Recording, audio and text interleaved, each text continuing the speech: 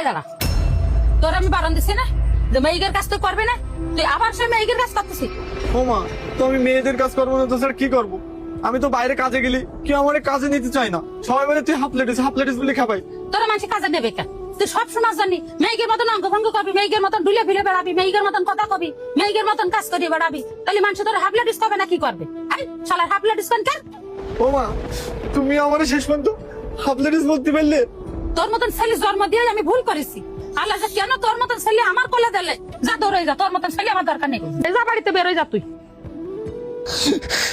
আজকে আমি half ladies বলে কেউ আমার একটু পছন্দ করে না। তাই মেয়ে, তুমি কিটা? তোমার তো চিনলাম না। ও মা, তুমি আমার চিনতে পারতেছো না? আমি তোমার ছেলে শাহ আলম। আমি এখন মেয়ে হয়ে গেছি। কে? তুই আমার ছেলে শাল? হায় আল্লাহ, তুই কি সর্বনাশ করেছিস বাবা?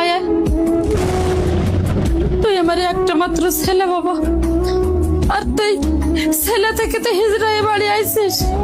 তোরা নিয়ে আমার কত স্বপ্ন ছিল, আর আজ তুই আমার সব স্বপ্ন নষ্ট করে দিলি। মাগো, আমি কিন্তু এমনি এমনি হিজলা হয়নি। আমি মনের কষ্টে আমি হাফ লেডিস থেকে আমি হিজলা হয়ে গেছি। আজকে আমি ছেলে হিসেবে স্বাভাবিক ছিলাম না বলে সবাই আমাকে নিয়ে কত মজা হাসি ঠাট্টা অপমান অবদস্ত করতো। তাই আজকে আমি মনের কষ্টে দুঃখে আমি আজকে ছেলে থেকে হিজলা হয়ে আসছি। আমি সব জায়গাতে গেলেই অপমানিত হতাম, ছোট হতাম, কেউ কিন্তু আমার মনের দুঃখ বুঝতো না।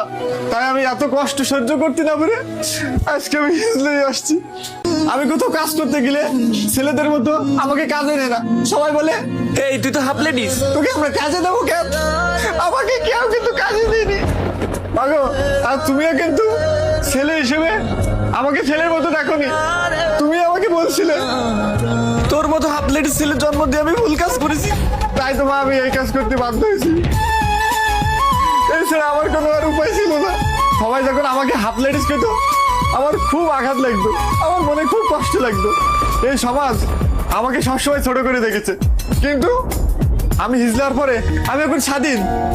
আমার এখন কেউ যদি হিজলা বলে আমার কোনো দুঃখ লাগে না। মা, আগে যখন আমি লোকের সামনে যেতাম তখন সবাই আমার হাফ লেডিস বলতো, আমার খুব আত্মসম্মানে লাগতো, কিন্তু এখন আর আমার আত্মসম্মানে লাগে না, কারণ আমি এখন হিজলা, আমি এখন স্বাধীন। বাবারে, তুই লোকের কথায় কষ্ট পেয়ে তুই আজকে হিজড়া হয়ে বাড়ি আসলি। তোরা নিয়ে আমি এখন এই সমাজে কি করে থাকবো? এই সমাজে তো তোরা আমার মানবে না বাবা। না না মা,